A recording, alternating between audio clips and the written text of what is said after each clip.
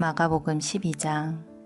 예수님께서는 비유로 사람들에게 말씀하기 시작하셨습니다.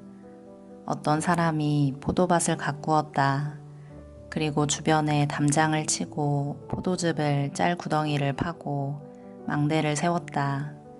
그리고 포도밭을 농부들에게 빌려주고 여행을 떠났다.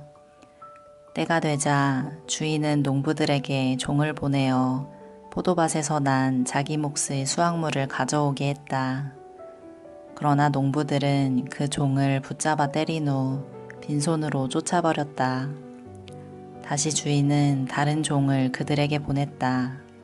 그러자 그들은 그의 머리를 때리고 깔보고 업신여겼다. 다시 주인은 다른 종을 보냈다. 그러자 그들은 그 하인을 죽였다. 다른 많은 종들을 보냈지만 농부들은 때리기도 하고 죽이기도 하였다. 주인에게는 한 사람이 더 있었는데 바로 그의 사랑하는 아들이었다. 결국 주인은 아들을 농부에게 보내면서 말했다. 농부들이 내 아들은 존중할 것이다. 그러나 농부들은 서로 말했다. 이 사람은 주인의 상속자이다. 어서 그를 죽이자. 그러면 유산이 우리의 것이 될 것이다. 농부들은 아들을 잡아다 죽인 후 포도밭 밖으로 던져버렸다. 포도밭의 주인이 이제 어떻게 하겠느냐. 그는 포도밭에 가서 농부들을 다 죽이고 포도밭을 다른 농부들에게 줄 것이다. 이런 성경 말씀을 읽어보지 못했느냐. 건축자들이 버린 돌이 집 모퉁이의 머릿돌이 되었다. 이는 주님께서 하신 일이다. 이것이 우리 눈에 놀랍지 않은가? 그들은 이 비유가 자기들을 빗대어 하신 것임을 알고 예수님을 체포하길 원했습니다. 그러나 백성들을 두려워하여 예수님을 두고 떠나가 버렸습니다. 그들은 예수님의 말씀에서 트집을 잡으려고 바리새파 사람과 헤롯 당원 몇 명을 예수님께 보냈습니다. 그들이 와서 말했습니다. 선생님, 우리는 선생님께서 진실한 분이시며 아무에게도 얽매이지 않으신다고 알고 있습니다. 선생님께서는 아무도 부당하게 대하지 않으시고 하나님의 길을 진리로 가르치십니다. 가이사에게 세금을 내는 것이 옳습니까? 내지 않는 것이 옳습니까? 세금을 내야 합니까? 내지 말아야 합니까? 예수님께서는 이 사람들의 속셈을 아시고 말씀하셨습니다. 어째서 나를 시험하느냐? 데나리온 1개를 가져와서 나에게 보여라. 그들이 은전 1개를 가져왔습니다. 예수님께서 물으셨습니다. 이것은 누구의 얼굴이며 누구라고 쓰여 있느냐? 그들이 대답했습니다. 가이사입니다. 예수님께서 그들에게 말씀하셨습니다. 가이사의 것은 가이사에게 주어라. 그리고 하나님의 것은 하나님께 바쳐라. 그들은 예수님의 말씀에 놀랐습니다. 부활이 없다고 주장하는 사두개파 사람 몇 명이 예수님께 왔습니다.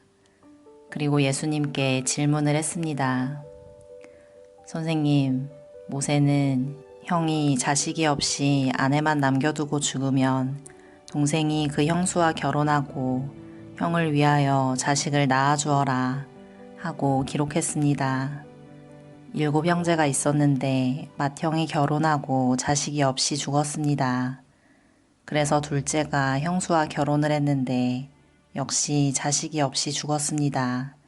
셋째도 마찬가지였습니다. 7 형제 모두가 자식을 남기지 못했습니다. 나중에 여자도 죽었습니다. 그러면 다시 살아날 때 그 여자는 그들 중에 누구의 아내가 되겠습니까? 7 형제가 모두 그를 아내로 맞이했으니 말입니다. 예수님께서 대답하셨습니다. 너희가 성경도 모르고 하나님의 능력도 몰라서 잘못 생각하는 것이 아니냐. 사람들이 죽은 사람들 중에서 다시 살아날 때에는 장가도 가지 않고 시집도 가지 않는다. 그들은 마치 하늘에 있는 천사처럼 될 것이다. 죽은 사람이 다시 살아나는 것에 대해서는 모세의 책에 기록된 떨기나무 대목에서 하나님께서 모세에게 어떻게 말씀하셨는지를 읽어보지 못했느냐. 하나님께서 모세에게 나는 아브라함의 하나님, 이삭의 하나님, 그리고 야곱의 하나님이다 라고 말씀하시지 않았느냐. 하나님께서는 죽은 사람들의 하나님이 아니라 살아있는 사람들의 하나님이다. 너희가 크게 잘못 생각하고 있다. 율법학자 가운데 한 사람이 다가와서 논쟁하는 것을 들었습니다. 예수님께서 사두개파 사람들에게 잘 대답하시는 것을 보고 그가 물었습니다. 모든 계명 중에 어떤 것이 가장 중요합니까? 예수님께서 대답하셨습니다. 가장 중요한 계명은 이것이다. 이스라엘아 들어라. 주 우리 하나님은 한 분이시다. 내 모든 마음과 모든 영혼과 모든 뜻과 모든 힘을 다하여 주 너희 하나님을 사랑하여라. 두 번째로 중요한 계명은 이것이다. 내 이웃을 내 몸같이 사랑하여라. 이 계명들보다 더 중요한 계명은 없다. 율법학자가 예수님께 말했습니다. 옳습니다, 선생님. 하나님께서는 한 분이시고 그 외에는 다른 신이 없습니다.